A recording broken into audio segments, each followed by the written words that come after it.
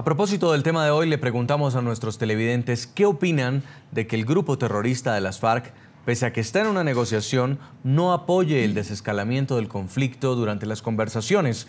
Los invitamos a que nos envíen su opinión a través de las cuentas de Twitter del equipo periodístico del programa La Noche. Y saludamos a esta hora a nuestros invitados. Se encuentra con nosotros en nuestros estudios Guillermo Rivera, es el consejero presidencial para los derechos humanos en Colombia. Señor Rivera, bienvenido. Buenas noches, muy complacido de estar nuevamente aquí en La Noche. También nos acompaña en nuestros estudios de NTN 24 Jimmy Díaz, el gobernador del departamento del Putumayo. Gobernador, bienvenido. Muy buenas noches, Jason. Un atento saludo a toda la audiencia.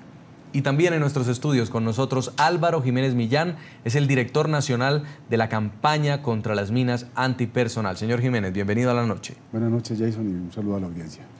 Quiero empezar con usted, gobernador, y quisiera conocer un diagnóstico de esta zona. Las veredas que están en la ribera del río San Miguel es una zona fronteriza con Ecuador y donde han transitado durante años miembros de la organización terrorista de las FARC. ¿Cómo es esta zona?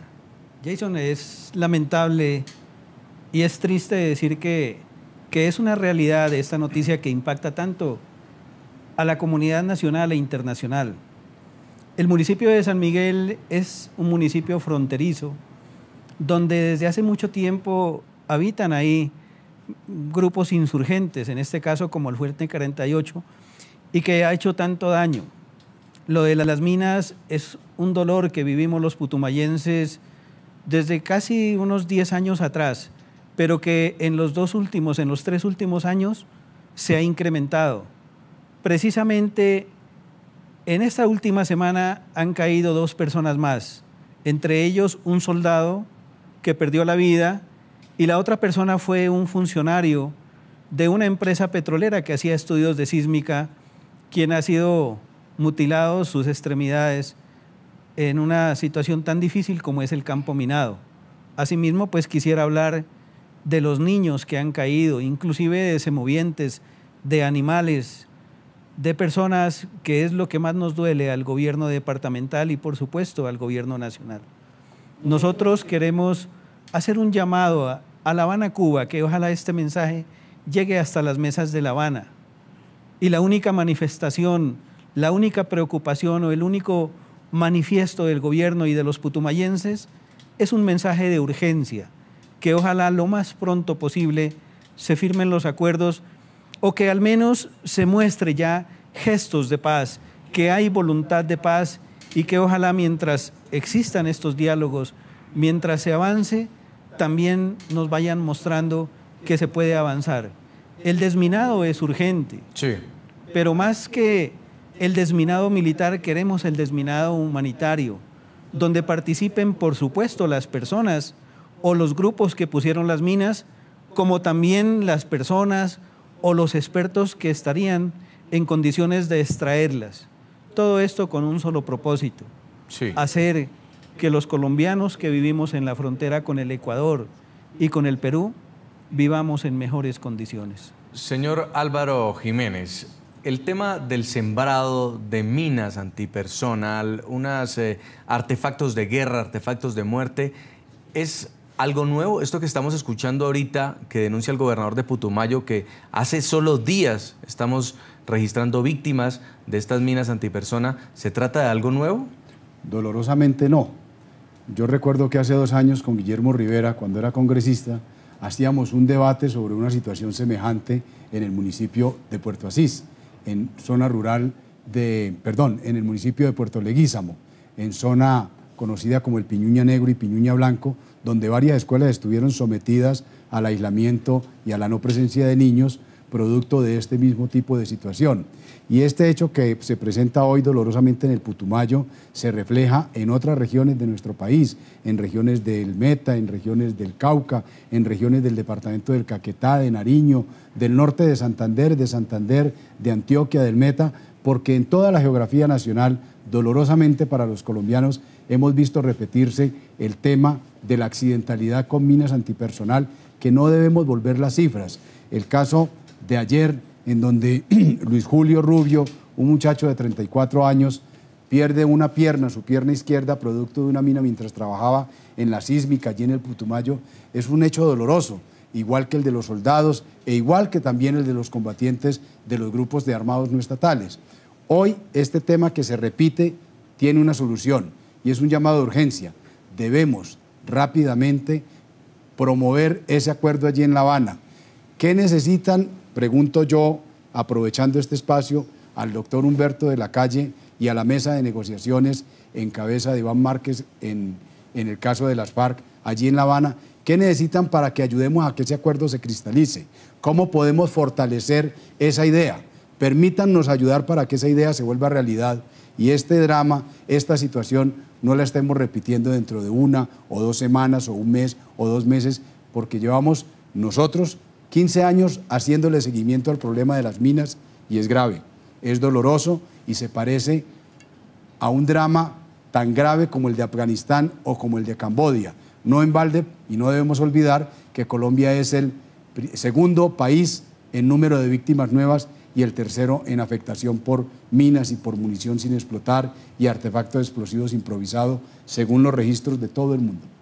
Señor Guillermo Rivera, consejero presidencial para los derechos humanos en Colombia, las minas terrestres siguen mutilando y matando niños, hombres y mujeres campesinos colombianos. ¿Cómo garantizar los derechos humanos de estas personas que están en veredas alejadas, en zonas rurales y que están minadas por este tipo de artefactos explosivos?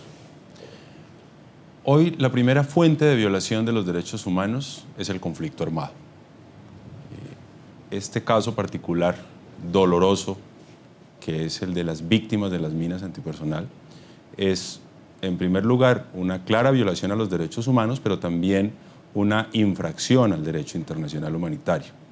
Estos artefactos no hacen parte de las armas regulares que están permitidas por los protocolos del derecho internacional humanitario, por una parte, y por otra parte, ellas están alcanzando no solamente a miembros de la fuerza pública, sino a civiles. Y en el conflicto armado, los civiles son personas protegidas por el derecho internacional humanitario. Por eso, para el gobierno nacional, este es un tema de alta preocupación. De hecho, desde hace varios años existe en la Presidencia de la República un programa de lucha contra las minas antipersonal. Hoy ese programa se ha convertido en una dirección que hace parte del nuevo Ministerio del Postconflicto que lidera el general retirado Óscar Naranjo, y desde él se vienen desarrollando junto con el Batallón del Desminado una serie de tareas que buscan descontaminar el territorio nacional de estas minas antipersonal, pero también prevenir los eventuales accidentes que puedan sufrir las personas que habitan las zonas donde las minas han sido sembradas. Esa tarea se viene haciendo. Por supuesto que la mayor dificultad para que esa tarea sea exitosa es el conflicto mismo. Sí. Este caso que ustedes subrayan en el municipio de San Miguel, puesto en conocimiento por la señora Personera el 30 de diciembre, el 15 de enero, es decir, 2 semanas más tarde, la Dirección de Lucha contra las Minas Antipersonal pone en conocimiento del batallón acantonado en el municipio del Valle del Guamués, y desafortunadamente el batallón no puede actuar porque pues, es una zona en donde se están presentando confrontaciones.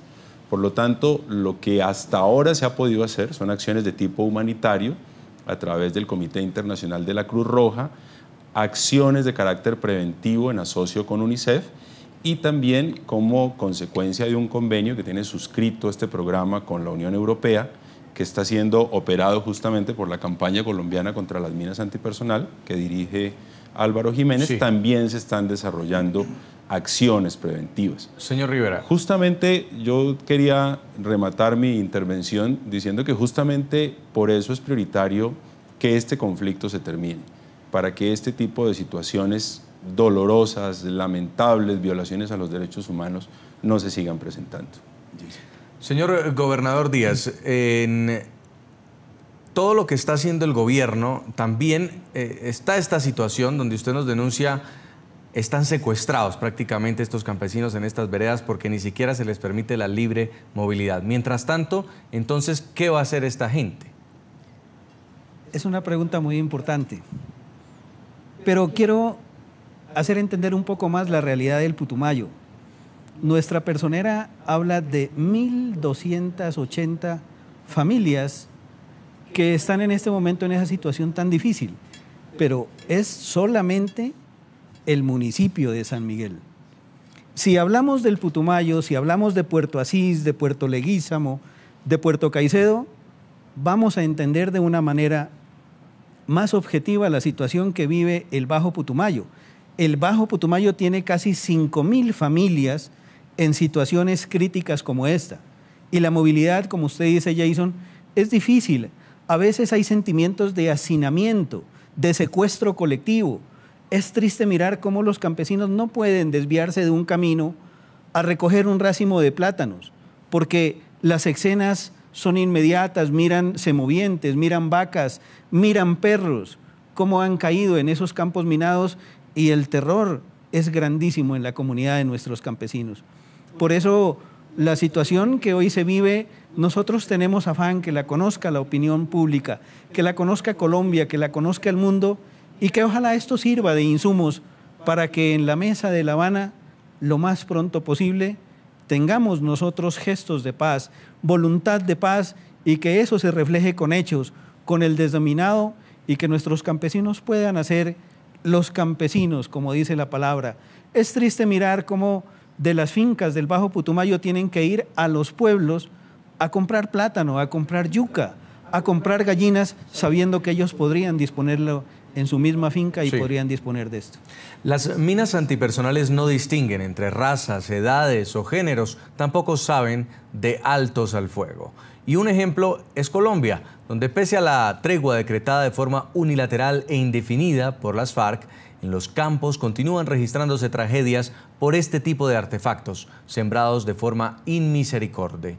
Actualmente Colombia es uno de los países que registra más víctimas a causa de estas trampas mortales y según el gobierno, solo en un departamento de los 32 que integran la nación no han sido detectadas minas antipersonales en las últimas 2 décadas. La Organización de Naciones Unidas indica que cada año las minas terrestres matan entre 15.000 y 20.000 personas, la mayoría de ellas niños, mujeres y ancianos, y mutilan gravemente a otras tantas. En 78 países se encuentran diseminadas y son un continuo recordatorio de conflictos que finalizaron hace años o incluso décadas. La ONU estima que hay 110 millones de minas instaladas en todo el mundo. De acuerdo con el último informe de la Campaña Internacional para la Prohibición de las Minas, desde el año 1999 hasta el 2014 se han presentado un total de 60.388 víctimas de este tipo de artefactos explosivos en el mundo. Los países donde se registra un mayor número de casos son Afganistán, Camboya y Colombia. Precisamente, en Colombia hace 26 meses se adelanta un proceso de paz entre el gobierno y la organización criminal de las FARC, una de las agrupaciones terroristas responsables de sembrar estas trampas mortales. Según el monitoreo de la Dirección contra Minas de la Presidencia de Colombia, desde el año 1990 hasta diciembre de 2014 se han registrado 11.006 víctimas de minas antipersonal. Entre este grupo, 1.006 han sido niños, mientras que 6.787 son miembros de la fuerza pública, 2.205 han fallecido y 8.801 han resultado heridos. Según esta entidad oficial del Estado colombiano, de los 32 departamentos de la nación, en 31 se han detectado minas antipersonal. Por supuesto que en un escenario de posconflicto, sin un actor armado como la FARC y el ELN, nosotros esperamos que dentro de sus gestos de paz y dentro de su buena voluntad den información suficiente que nos permita a nosotros aclarar dónde hay minas. Desde el año 1990, Antioquia ha sido el departamento donde se han registrado el mayor número de víctimas con 2.455, le sigue Meta con 1.105 y Caquetá con 901 víctimas.